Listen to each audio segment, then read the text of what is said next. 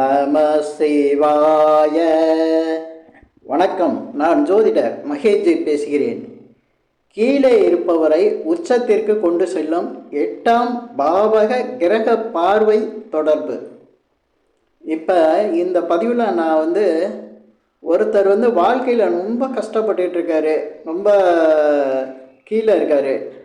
அவர் உச்சத்துக்கு வருவாரா? நல்ல நிலைக்கு, அதாவது வாழ்க்கையில் பொருளாதார வசதிகளில், அது மாதிரி வாழ்க்கை தரத்தில் அவர் உயர்ந்து வருவாரா அப்படிங்கிறத பார்க்கணுன்னா இந்த பதிவில் நான் சொல்லியிருக்கிற விஷயம், நான் சொல்லியிருக்கிற இந்த கிரக பார்வை தொடர்பு இருந்ததுன்னா நிச்சயமாக அவருக்கு அந்த வாழ்க்கையில் ஒரு மிகப்பெரிய மாற்றத்தை உருவாக்கும்.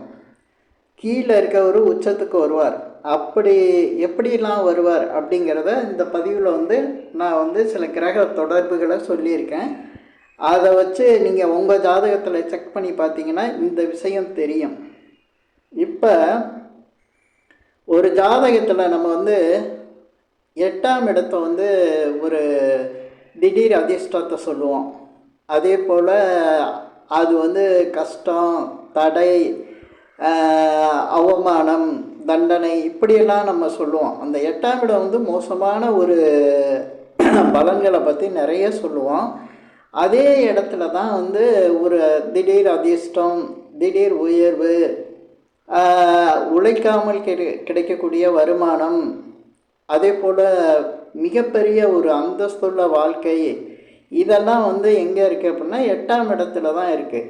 இந்த 8ஆம் இடத்துக்கு எப்படி கிரக அமைப்பு இருந்தால் நிச்சயம் ஒருவருக்கு வாழ்க்கை மிகப்பெரிய அளவுக்கு இருக்கும் அப்படின்னா, முதல்ல அந்த 8ஆம் இடத்தை எந்த கிரகம் பார்க்குது, எங்கே இருந்தால் எப்படி பார்க்கும், அந்த கிரகத்தை வச்சு தான் இந்த பலன்களை உண்டாகும். அப்போ 8ஆம் இடத்தை பார்க்கக்கூடிய கிரகங்கள்னால பெரிய அதிர்ஷ்டம் வந்துடும், வாழ்க்கையில் உச்சம் வந்துடும், அதே போல் வாழ்க்கை தரம் உயர்ந்துடும் அப்படின்னா அது நிச்சயமாக நடக்கும். ஆனால் அதுக்கு முன்னால் இந்த கிரக தொடர்பு எந்த கிரகத்தை வச்சு, எந்த பாவத்தை வச்சு வருதோ அந்த கிரகத்துக்கு அவமானம், கஷ்டம், தடை, தாமதம் இப்படியெல்லாம் வரும். அதுவும் வரும். அதுக்கப்புறம் வாழ்க்கையில் மிகப்பெரிய உச்சமும் கிடைக்கும். அதை சொல்லக்கூடியது தான் இந்த 8ஆம் இடம். இந்த 8ஆம் இடத்துக்கு ஒருத்தருக்கு லக்னாதிபதி 8ஆம் இடத்தை பார்க்குறாருன்னு வைங்களேன், அந்த ஜாதகர்கிட்ட மிகப்பெரிய அளவுக்கு கஷ்டங்கள் இருக்கும். அதே சமயத்தில் அந்த 8ஆம் இடம் ரகசியம்னு சொல்லுவாங்க. அவர் நீங்கள் பார்க்கும்போது ஓரளவு நல்லா கூட இருக்கலாம், ஆனால் அவர் ரொம்ப கஷ்டத்தை தாண்டி வந்திருப்பார். ரொம்ப ஒரு பெரிய பொருளாதார சிக்கலோ இல்லை, ஏதோ ஒரு மிகப்பெரிய கஷ்டத்தை தாண்டி தான் அந்த 8ஆம் இடத்தை பார்க்கக்கூடிய அந்த லக்னாதிபதினால் அவர் அனுபவித்து வந்திருப்பார்.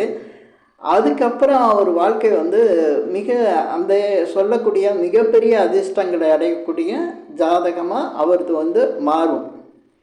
இப்போ ஒவ்வொரு ஜாதகத்துலேயுமே பாருங்கள், அந்த 8ஆம் இடத்தை பார்க்கக்கூடிய கிரகத்தினால அது எந்த பாவத்தை குறிக்குதோ அந்த பாவத்துக்குரிய கிரக காரத்துவம். இப்போ அந்த ஜாதகர்னே கிடையாது. இப்போ அந்த ஜாதகருக்கு லக்னாதிபதி அந்த மாதிரி 8ஆம் இடத்தை பார்க்குறாரு அப்படின்னா அந்த ஜாதகருக்கே அவ்வளோ பெரிய கஷ்டங்கள் எல்லாமே அனுபவிச்சிருப்பார்.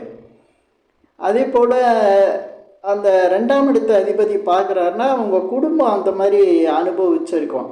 3ஆம் இடம் அந்த அதிபதி பார்க்குறாரு அப்படின்னா அவங்க சகோதர வழியில் அந்த மாதிரி அனுபவிச்சிருப்பாங்க, அப்புறம் நல்ல நிலைக்கும் வந்திருப்பாங்க. 4ஆம் இடங்களில் தாய் அந்த மாதிரி சொல்லக்கூடியது.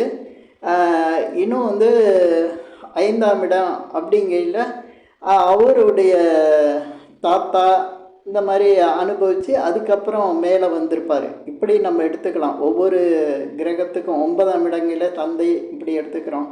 இந்த மாதிரி எந்த கிரகம் அந்த 8ஆம் இடத்தை பார்க்குதோ அந்த 8ஆம் இடம் அந்த முதல்ல அந்த கஷ்டங்கள், தடை, பெரிய சிக்கல்கள், மிகப்பெரிய அவமானங்கள் இதெல்லாம் சந்தித்து தான் அந்த கிரகம் வந்து அடுத்து ஒரு மிகப்பெரிய உச்ச நிலையும் அடையும், பெரிய அதிர்ஷ்டத்தையும் அடையும். அப்படி வந்து கிரகங்கள் வந்து கரெக்ட். ஆனால் நான் சொல்கிறது 8ஆம் இடத்தை பார்க்கணும். அந்த கிரகம் 8ஆம் இடத்துல இருக்கக்கூடாது. 8ஆம் இடத்துல இருந்ததுன்னா அந்த கிரகம் மறைஞ்சிருச்சுன்னு அர்த்தம். பார்வைக்கு வேற பலன், ஒரு கிரகம் அந்த ஸ்தானத்தில் இருக்கிறதுக்கு வேற பலன். 8ஆம் இடத்துல ஒரு கிரகம் இருந்தால் அந்த கிரகம் வந்து ரொம்ப பாதிச்சிருக்கும். அதே அந்த 8ஆம் இடத்த ஒரு கிரகம் பார்த்துருந்தா அந்த ஸ்தானத்துக்குள்ள பலனையும் வந்து கஷ்டங்களையும் அதே போல் அதில் உள்ள நன்மை தீமையை ரெண்டையுமே அனுபவிக்கக்கூடிய தன்மை வந்து பார்வைக்கு உள்ள கிரகத்துக்கு வந்து இருக்கும். அப்படி பார்க்கும்போது ஒவ்வொரு கிரகமும் ஜாதகத்தில் பார்த்தீங்கன்னா 2ஆம் இடத்துல வந்து ஒரு கிரகம் இருந்ததுன்னா அந்த கிரகம் வந்து 8ஆம் இடத்தை கண்டிப்பாக பார்க்கும். அது எல்லா கிரகத்துக்குமே, ராகு கேதுவை தவிர மற்ற எல்லா கிரகத்துக்கும் வந்து 8ஆம் இடத்தை பார்க்கக்கூடிய அந்த பார்வை உண்டு.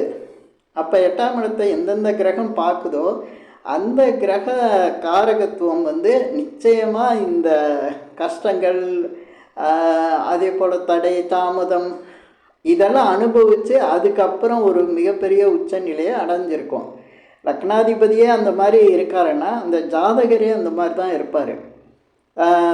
அது அந்த காலகட்டம் அவர் வந்து கஷ்டப்பட வேண்டிய காலகட்டமும் நடக்கும். எதுவுமே ஜாதகத்தில் பலன் இல்லாமல் போகாது, அந்த பலன் கிடைச்சே தீரும். அதே போல் அவருடைய வாழ்க்கை உச்ச நிலைக்கு போகுதுன்னா அதையும் மாற்ற முடியாது. அது அவருக்கு திரும்பவும் ஒரு மிகப்பெரிய ஒரு உச்ச நிலையும் அதிர்ஷ்டத்தையும் கொடுத்துரும். இது வந்து ஒவ்வொரு ஜாதகருக்கும் நடக்கக்கூடிய விஷயங்கள். இப்போ கிரகங்கள் எடுத்துக்கிட்டால் எல்லா கிரகமும் 2ஆம் இடத்துல, இப்போ 2ஆம் இடத்துல ஒரு கிரகம் இருக்குன்னா அந்த கிரகத்துக்கு வந்து 7ஆம் பார்வை கண்டிப்பாக உண்டு. இதில் 3 பார்வை உள்ள கிரகங்கள்லாம் இருக்குல்ல. இப்போ குரு, சனி, செவ்வாய், இந்த கிரகங்களுக்கு வந்து 3 பார்வை உண்டு.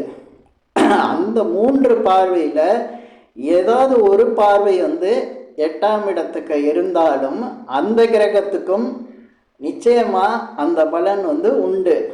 அப்படி பார்க்கும்போது குரு வந்து லக்னத்துக்கு 12ல் இருந்தார்னா நிச்சயமாக 8ஆம் இடத்தை பார்ப்பார். அப்போ அந்த குரு வந்து எந்த பாவத்துக்கு, அதாவது உங்களுடைய லக்னத்துக்கு எந்த பாவமாக வராரோ, ஒருவேளை நீங்கள் வந்து தனுஷா அல்லது மீனமா லக்னமாக அமைஞ்சிருந்தீங்கன்னா உங்களுக்கு வந்து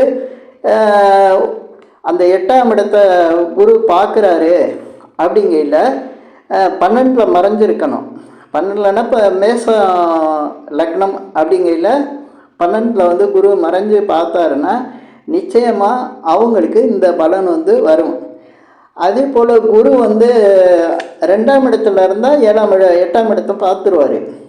இதுக்கு அடுத்து குரு 4ஆம் இடத்துல இருந்தார்னா, லக்னத்துக்கு 4ஆம் இடத்துல இருந்தார்னா அவர் 5ஆம் பார்வை 8ஆம் இடத்தை பார்ப்பார். அப்பயே இந்த பலன் வந்து நடக்கும். இதுக்கடுத்து நம்ம பார்த்தோம்னா சனி பகவான். இப்போ சனி பகவான் வந்து லக்னத்துக்கு 2ஆம் இடத்துல இருந்தார்னா கண்டிப்பாக 8ஆம் இடத்தை பார்த்துருவார். 2ல் இருக்க சனி வந்து 8ஆம் இடத்தை பார்க்கக்கூடிய அந்த பார்வை இருக்கும். அதுக்கடுத்து சனி பகவான் 6ஆம் இடத்துல இருந்தார்னா கண்டிப்பாக 8ஆம் இடத்தை பார்த்துருவார். 3ஆம் பார்வை இருக்குது சனி பகவானுக்கு, 3ஆம் பார்வையை பார்ப்பார். அப்போ நான் சொல்லக்கூடிய இந்த பலன்கள் வந்து அந்த ஜாதகத்தில் நடக்கும்.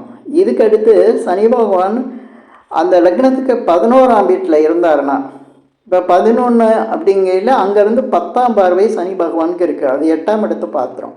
அப்போ 8ஆம் இடத்தை பார்த்தாலும் இந்த மாதிரி பலன் வந்து நடக்கும். இதே போல் செவ்வாய் வந்து 8ஆம் பார்வையும் உண்டு.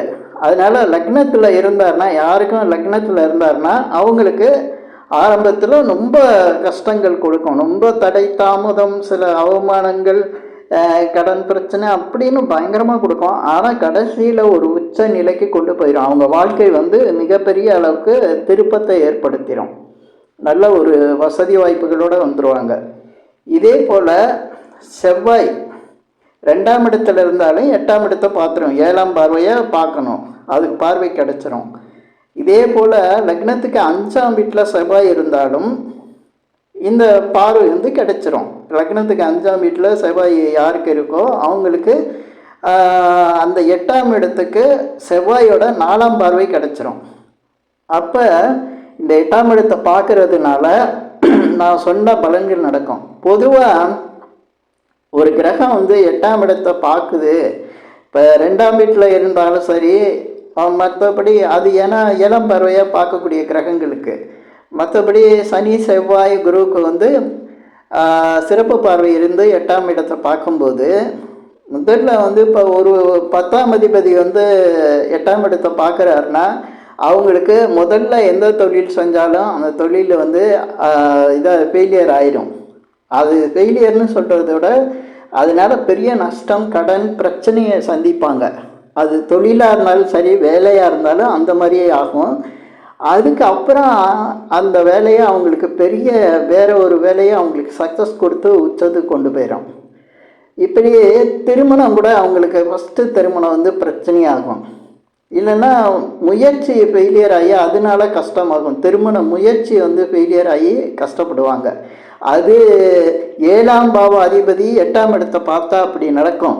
அதை நல்லா புரிஞ்சுக்கணும். உடனே 8ஆம் இடத்தை பார்க்கறதுனால இல்லை, எந்த கிரகம் பார்க்குது, எந்த பாவத்தில் உள்ள காரகத்துவம் உள்ள கிரகம் பார்க்குதுன்னு பார்க்கணும். இப்படி வந்து இப்போ 10ஆம் இடத்துக்கும் இதை 7ஆம் இடத்துக்கும் சொல்கிற மாதிரி, இப்போ 5ஆம் இடம் அதிபதி 8ஆம் இடத்தை பார்க்குறாருன்னா இப்போ முதல் குழந்தை பிரச்சனையாக இருக்கும். முதல் குழந்தைக்கு ஏதாவது பிரச்சனை இருக்கும், முதல் குழந்தை பிறக்கிறதுக்கு பிரச்சனையாக இருக்கும், முதல் குழந்தையினால் ஒரு மன கஷ்டங்கள் உண்டாகும், இதெல்லாம் வந்து இருக்கும். அப்புறம் அதுவே சரியாகக்கூடிய நிலைக்கும் வந்துடும். இப்படி அதே போல் 8ஆம் இடத்தை வந்து 5ஆம் அதிபதி பார்க்கும்போது அந்த பூர்வீகம்னு சொல்லக்கூடிய விஷயங்களில் வந்து ஒரு பெரிய பிரச்சனையாக இருக்கும். பூர்வீகத்திலேருந்து மாறி வரும்போது அவங்களுக்கு வாழ்க்கை வந்து சிறப்பாக வந்துடும். இப்படி பல விஷயங்கள் சொல்லலாம். அதே போல் 8ஆம் இடத்தை வந்து ஜாதகத்தில் ஒரு லக்னாதிபதி வந்து பார்க்குறாரு அப்படிங்கிறாரு. அதே போல் பார்க்குற கிரகம் எந்த பாவத்து கிரகம்னு நம்ம பார்த்துக்கணும். பெரும்பாலும் அதிர்ஷ்டத்தை கொடுக்கும். அதுவும் இந்த ஷேர் மார்க்கெட்டு, லாட்டரி இதிலெல்லாம் பரிசு வாங்குறவங்க, பெரும் பணம் சம்பாதிக்கிறவங்க, அதாவது உழைப்பு இல்லாமல் பெரிய அளவில், ஏன்னா உழைச்சா அந்த உழைப்புக்கு ஏற்ற பலன் தான் கிடைக்கும். ஆனால் இந்த உழைப்புக்கு தகுதியை தாண்டி பணம் சம்பாதிக்கிறவங்க இதெல்லாம் பார்த்திங்கன்னா இந்த 8ஆம் இடத்தை கிரகம் பார்க்கும். அந்த பாவ தொடர்பு வச்சு பார்க்கும்போது கண்டிப்பாக அவங்களுக்கு ஒரு உச்ச நிலை கிடைக்கும். பொதுவாக லக்னாதிபதி 8ஆம் இடத்தை பார்க்கும்போது அவங்க வந்து எந்த வேலை செஞ்சாலும் அதில் முதல் தோல்வி, ஃபஸ்ட்டு எல்லாமே தோல்வி அடைஞ்சிருவாங்க. அப்புறம் சக்ஸஸ் ஆவாங்க, கடைசியில் அவங்க பெரிய சக்ஸஸ் ஆவாங்க. அதே போல் லக்னாதிபதி 8ஆம் இடத்தை பார்க்கும்போது அவங்க வந்து எதை செஞ்சாலும் ஃபெயிலியர் ஆனதை எடுத்து செஞ்சாங்கன்னா ஸ்டார்டிங்லேயே சக்ஸஸ் ஆயிடுவாங்க. இப்போ ஒரு தொழிலை எடுத்து நடத்துகிறாங்கன்னா ஏற்கனவே அந்த தொழிலை ஒருத்தர் செஞ்சு அவர் தோல்வி அடைஞ்ச தொழிலை இவர் போய் செஞ்சாருன்னா அந்த தோல்வி அடைஞ்சவர் தொழிலை இவர் எடுத்து பார்க்கும்போது இவர் சக்ஸஸ் பண்ணிடுவார். ஏன்னா அந்த தொழிலே ஏற்கனவே தோல்வி அடைஞ்ச தொழிலாக இருக்கும். அந்த கம்பெனி, ஒரு கம்பெனியே நடக்குதுன்னா அந்த கம்பெனி வந்து மூடிட்டாங்க, அது சரியில்லை, அந்த கம்பெனி ஃபெயிலியர் ஆயிடுச்சு அப்படின்னா அந்த மாதிரி மூடின கம்பெனியை இவர் எடுத்து பார்த்தாருன்னா அது சக்ஸஸ் ஆகிரும்.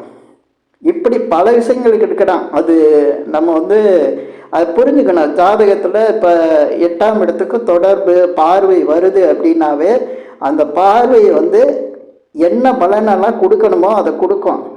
ஃபஸ்ட்டு ஃபெயிலியரு, அப்புறம் சக்ஸஸ், அதிர்ஷ்டம் ரெண்டுமே இருக்காங்க. முதல்ல வந்து தடை, அப்புறம் அது வந்து மிகப்பெரிய அளவுக்கு ஒரு உயர்வையும் கொடுத்துருது. இந்த பதிவில் நான் சொன்ன விஷயங்கள் உங்களுக்கு பிடிச்சிருந்தா ஷேர் பண்ணுங்கள், லைக் பண்ணுங்கள். அதே போல் இந்த சேனலுக்கு சப்ஸ்கிரைப் பண்ணுங்கள். என்கிட்ட ஜாதகம் பார்க்கணுன்னா மட்டும் கீழே இருக்க என் நம்பருக்கு கால் பண்ணுங்கள். நன்றி, வணக்கம்.